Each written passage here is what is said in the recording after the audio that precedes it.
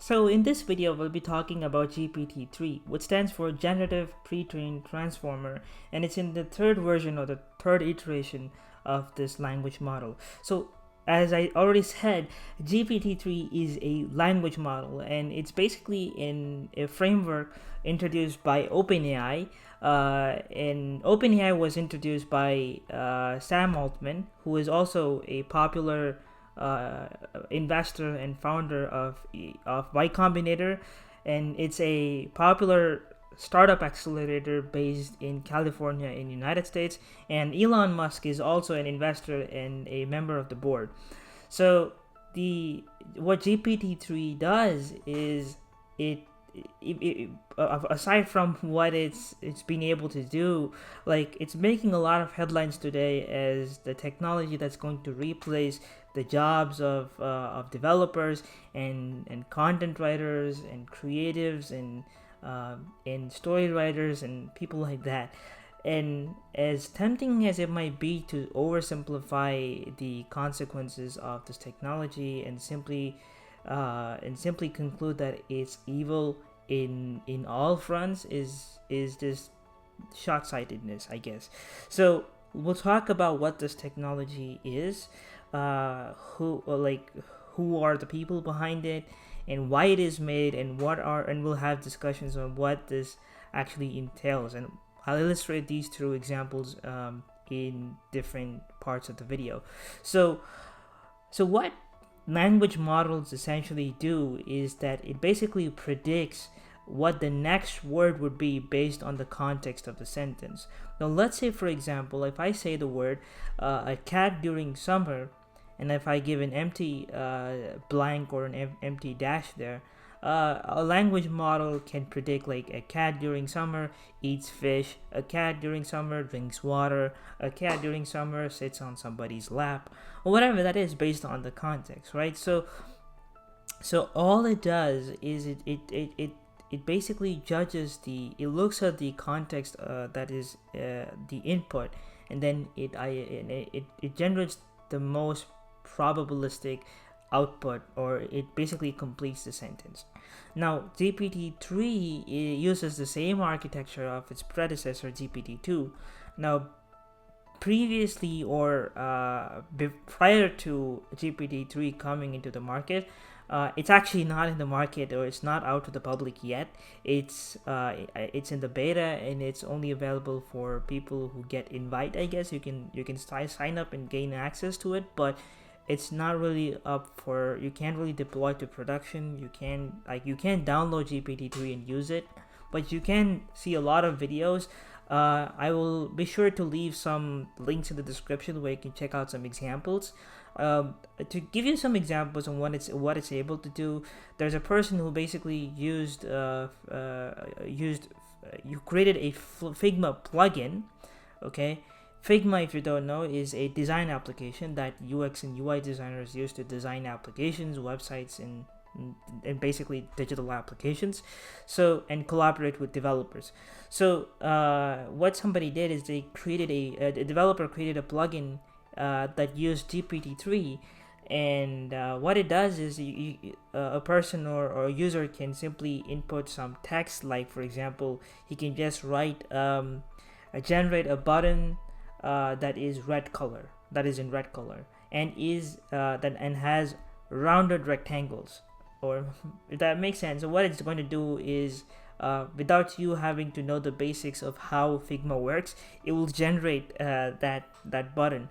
So the implications that a lot of people made was, okay, so this is going to make non-designers' job easier. I'm not saying that's wrong, but that definitely is a possibility. But let's move on here, and then we'll talk about what the implications are later.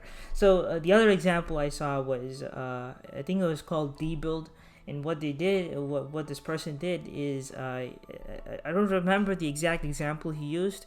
Yeah, okay, generate a watermelon button.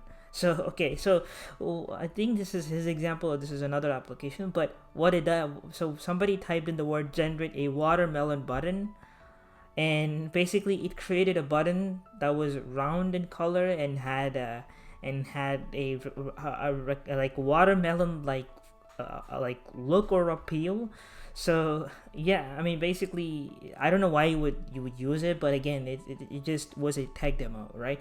And there was an example that basically looks something like this. Okay, you can talk in English language, and you can tell it, okay, generate a C++ program that generates Fibonacci sequence, and Fibonacci sequence is generated with this button that is titled generate.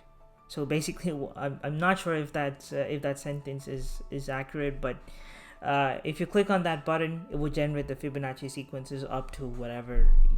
I'm not sure in this case, but you can set a limit. So basically, you can define the input, and it would generate the program. And you just have to type in English words, and it will generate the C++ code for it. And in another example, somebody created a storytelling app. Basically, you just have to tell the names of the characters and maybe decide some and give some hints, and it will generate the story for you. Okay, and that was crazy, and that made a lot of people think like, okay, developers' jobs are at risk. The thing is, what it's doing is there's been a lot of language models before this. So Microsoft had something called Turing NLG, or I think Turing LG or Turing NLG. So basically, what the GPT-3 GPT-3 is a successor of GPT-2, which was actually considered dangerous when it was launched because it was able to do things that GPT-3 is able to do, except a lot earlier. So it was able to again do things like write stuff, like generate stories.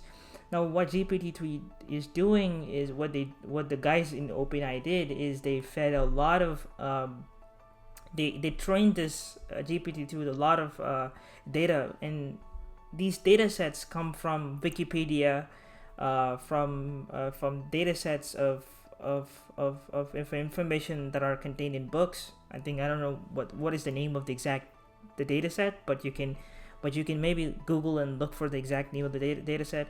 There's also the biggest data set. I think it's called Common Web or something. So basically, what it does, a common crawl, I think, is the name of the data set. And basically, what it is like it's kind of like Google. Now, I'll make a video on how Google works in a different video. So what Common Crawl is basically it's a collection of information and links about billions of web pages. So it contains information from billions and billions of links and web pages. So they basically fed the entire internet under its data set. So what it's doing is it's learning from almost the entire internet, and so I'll give you what it's able to do. I'll give you an example of how it's working. So when I said a cat during summer drinks water, now what it's doing is it scans somewhere on the internet. Somebody said, okay, a cat during summer. Somebody would have written a story about what cats do during summer, right? So, and then it's able to return an answer. Now, let's say, for example, who is the Queen of England, or who is the King of Sweden? Okay. Who is the King of Sweden? Now, somewhere on the internet, the information about this exists. Now, obviously, Wikipedia has this information, right? Now, Wikipedia, what's happening is that somewhere on the internet, if there's a couple of methods that this framework is able to identify the answer, and basically these answers or this process is happening during the runtime, as opposed to like you giving it a question, analyzing, and then it will analyze the full sentence and then give you the answer. No, this is able to detect the answer or predict everything as you say it. So it's predicting the answer as it's going. I mean, like as it's being processed. So a good example would be, okay, so who is the King of Sweden? Now it's gonna look for the answer and it's gonna get you. Let's say for example, translate because to Swedish. Okay, now because it is there. I don't know the exact Swedish word for it. I think it's därför att. dom are, I don't really know what that word is, but okay. So if you ask that to translate that word, those words to English, I also heard that GPT-3 is good at translating things to English as opposed to from English. Okay, and the reason is obviously because all these things are trained predominantly in English, but it can translate words, but it will translate in the real time as in the during the runtime, and that's what is cool. And there are different methods, and one method is called zero shot. And all it's zero shot, what's happening is you give it the question and you don't give it any input. Okay, so let's say for example, you don't usually in machine learning, the way artificial intelligence works is if you want to create a machine learning system, you basically give it some data that you want to train that, and then you want to test that with something called test data. So usually you basically train that with some examples, and then the machine learns using those examples, and then it's able to predict based on the information it has received, right? So there's something called zero shot learning. So you don't give it any examples, so it's only going to learn from whatever it has already learned from whatever OpenAI and OpenAI guys have done it. So it's only going to learn from those, and so without any example, all it's going to do is it's going to detect the context and it's going to give you the output. But if there's also something called one-shot learning, which is like you can give it one example, so it has more information and more context to play with. So, and also there's something called few shot method, which is like, let's say you can also restrict the amount of possible outputs as a developer. So let's say for example you're creating an application using GPT-3. What you can also do is you can say, if somebody asks this question on, do you have a brother? Then say no, because I mean, if you use zero shot method, what it's going to do is it's going to look somewhere on the internet for, do you have a brother? Somebody would have said yes, somebody would have said no. I think it's going to say yes based on that. Now, how am I saying this is there's somebody who conducted a Turing test, okay, on the internet, and I don't remember what is his name. Now, so somebody asked this question: how many eyes do the frogs have, or do I have? I'm not sure. Yeah, first he asked that question, and it said this animal has 2 eyes, which was correct. Okay, and then the next subsequent question was, how many eyes does my feet have? Do my feet have? And the answer that GPT-3 gave was, your feet has 2 eyes, which is wrong, right? So what it's doing is it's basically taking in information from the things that it has already learned. Now this is, as the word says, it's generative, pre-transformer. So it doesn't basically, like, it's not stored. So like it's only going to, it has a lot of biases, it has a lot of problems, it cannot think abstractly. So I mean, it's definitely capable. Now, what is it really capable of, or why is it really useful? Now, one of the things it's going to be really useful in is it's going to make the job of people like front-end developers, content writers, especially anybody who do anything with languages, whether it be programming language or literally just standard language, natural language. So if you're a content writer, if you're writing stories, and if you face a big problem with, like the blank sheet of paper, what this framework could do is it would generate a boiler template. So you can just give it some input like the name of the characters in your story, and it would generate a basic, and you can give it some plot lines or some hints, and it would generate a story, and then you can just modify those lines, or maybe you can get some ideas from there. As a programmer, it's going to make a lot of your job easier, because you can now focus on more advanced tasks.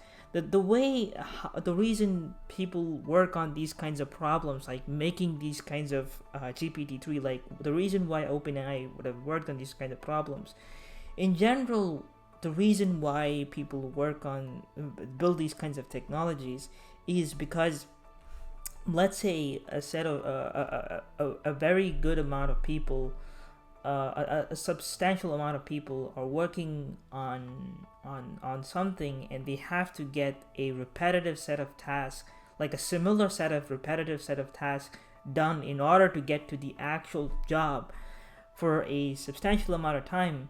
Then people would notice that, okay, so this is just a boring set of tasks. Like, especially, if you ask a non-native English speaker, who is a content writer, one of the things that daunts me as a writer, like, I'm not a writer myself, like, I don't think in words, but one of the things that's scary, especially while writing, is the thing of the blank sheet of paper, right? The blank sheet of paper just daunts us, right? So the thing that GPT-3 could do is it would create a template, or it would do as much job as it can to reduce the amount of like repetitive tasks that you have to do. Like, for example, designing basic layout, like dividing the columns into two, or as a coder, let's say, as a front-end developer, let's say, for example, you have to design a social network. Things like sign in and sign up, or using Google authentication and all that, that will already be done for you. All you have to do is just input your API keys and all that, and then your application can cover the pretty much the basic features, like posting, like signing in, sign up, and all that stuff. So that's going to make the job of even people in the no code a lot faster. So let's say you want to create an application, and let's say I have an app idea that does this. You just have to type that out, and then it would do it. Now, the reason why it's a lot of people have clarified that this is not a technology that is going to replace people or replace people's jobs, but it's going to be used in assisting people's jobs, is the justification that people have given is that, listen, the way it kind of works is that what it's going to do is it's only going to generate a template. And you can ask developers, okay, if you're a programmer, how much percentage of your day is actually spent programming? If you're a writer, how much percentage of your time is actually spent on writing, but actually thinking about the main substance of that code? So the actual algorithm, like things like writing good syntax or writing clean code, is probably not going to be a skill in a few days, because computers are probably, AI is probably going to automate those kinds of things. But the thing that you as a creative person might have to think of, have to do, is you'll have to think about what goes into the actual substance, but leave out the things of, okay, how the code is going to be formatted or how to implement those things, but think about higher level execution. So what are the things that I need to do in order to create or tell this compelling story? I need to create this character. So let's create this character. So a character will have these kinds of properties and then these kinds of traits. So tell a story based on these kinds of things. So what GPT-3 is going to do is going to tell the story based on these kinds of traits. And then from there, you get some ideas, and then you create and tell this great story. So stories are also going to be more realistic in the future, I guess. And this is going to be a cycle effect. And why it's a big deal, right? Because it's going to be pretty useful, and it's going to make a change in everything, like in arts and design and technology, because a lot of creative people's jobs, it's a ripple effect. Okay, if this is going to get the job of a creative writer easy, then creative writers have more time to think about telling, like, they would get more crazy ideas, right? Like, they would have never thought about ideas like in this way, like, or or they would have more, like they have time to develop more sophisticated and complicated storylines. That kind of makes sense. So with that, one of the things that you as content writers and creative writers could also be glad about is that the lower level task, like translating something, just purely translating something to another language, or just purely synthesizing something for low budget, you don't have to do that task anymore. You can be responsible for doing something extremely creative and something really advanced, and that way everybody gets to work on things that are more pleasing, more powerful, if I can say. All right, so with that said, guys, if there's anything I need to add, I'll probably make another video on it.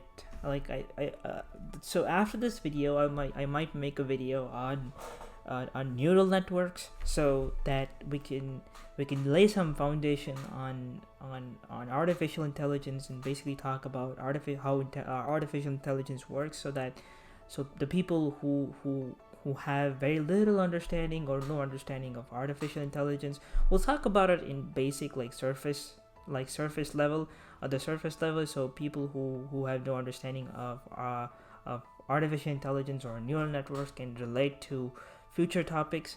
So maybe I might do a video on neural networks.